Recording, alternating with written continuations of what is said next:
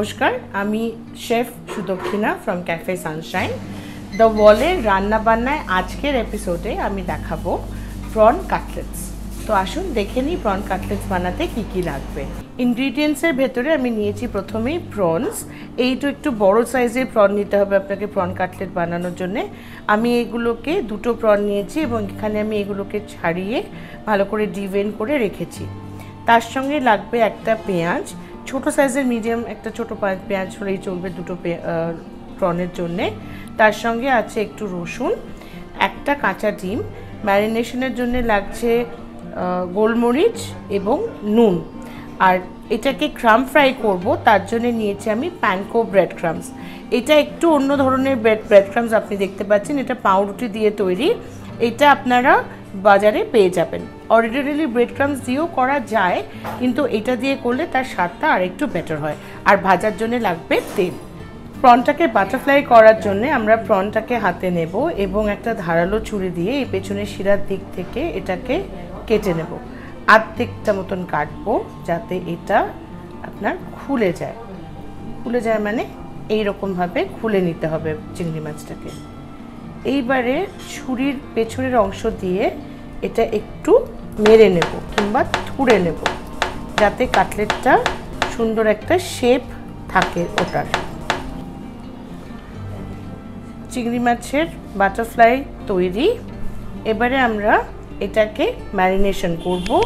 পেঁয়াজ এবং রসুন বাটা নুন দিয়ে আমরা এটাকে ম্যারিনেট করব।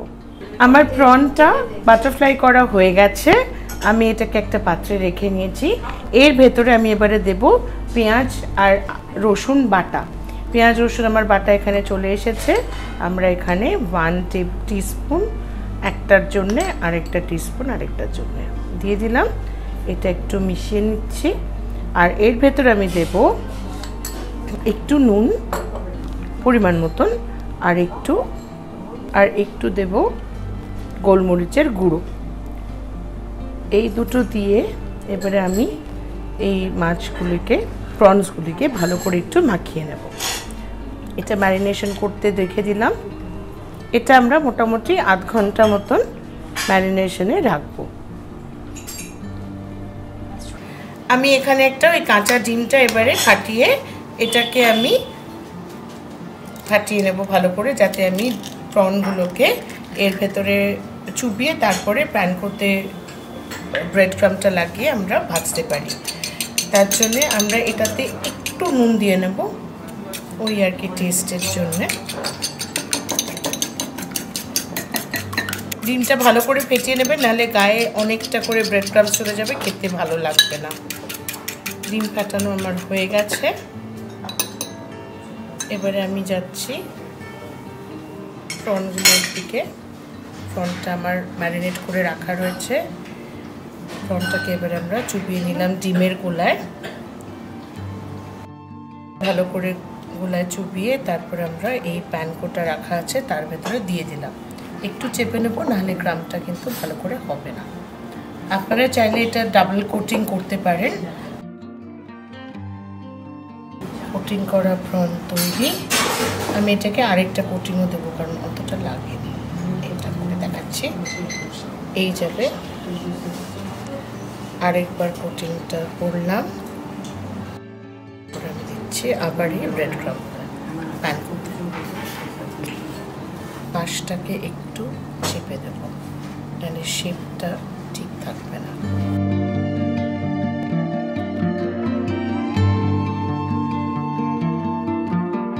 আমাদের প্রন কাটলেটটা ম্যারিনেশন হয়ে গেছে, ক্রাম্বিং হয়ে গেছে।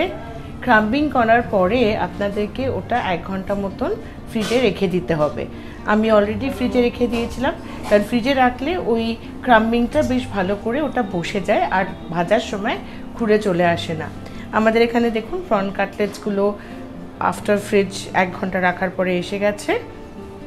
এরপরে আমরা এগুলোকে ভাজবো গরম তেলে। প্রন কাটলেটসগুলো ক্রাম্বিং করে তৈরি। এবারে আমরা এগুলোকে ভেজে নেব গরম তেলে। তার জন্য আমি একটা প্যান নিয়ে নিয়েছি এবং এর ভেতরে আমি ঢেলে দিচ্ছি তেল। একটু ডুবন্ত তেলে ভাজতে হবে, নাহলে কিন্তু প্রন কাটলেটসগুলো ভালো ভাজা হবে না। ক্রিস্পি হবে না।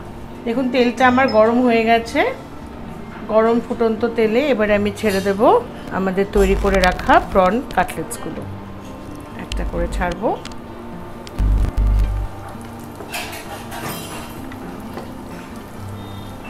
আপনি যদি ওই ফ্রিজে যদি না রাখেন তাহলে আপনার আরও বেশি করে ওই ক্রামসগুলো ছেড়ে চলে আসবে, তাই জন্য আমরা বলি যে একটুখানি ফ্রিজে রেখে দিতে।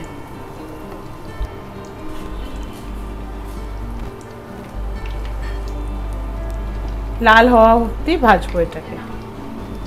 আমাদের লাল করে ভাজা হয়ে গেছে প্রন কাটলেটস। এবার এটা আমরা তুলে নেব। তেলটা ছড়িয়ে আমরা একটা টিস্যু রেখে নিয়েছি এবং তার উপরে আমরা রাখলাম আমাদের গরম গরম ভাজা প্রন কাটলেটসগুলো। একটু টিস্যু দিলে তাতে আমাদের এক্সেস তেল যদি কিছু থাকে সেটা আমরা শুষে নিতে পারি। তৈরি। এবারে আমরা এটাকে একটু সাজিয়ে পরিবেশন করব।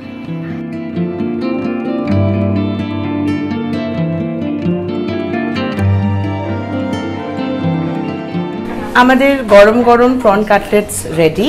এটা খেতে খুবই সুস্বাদু এবং মুচমুচে, আর এটার একটা প্রচুর ভালো একটা ক্রাঞ্চ আছে। আমি এটাকে এখন সাজাবো একটু মাস্টার্ড সস আর একটু স্যালাড দিয়ে। আর আপনারা দেখুন, আমি বলছিলাম যে ক্রাঞ্চটা, এটা ক্রাঞ্চটা দেখুন।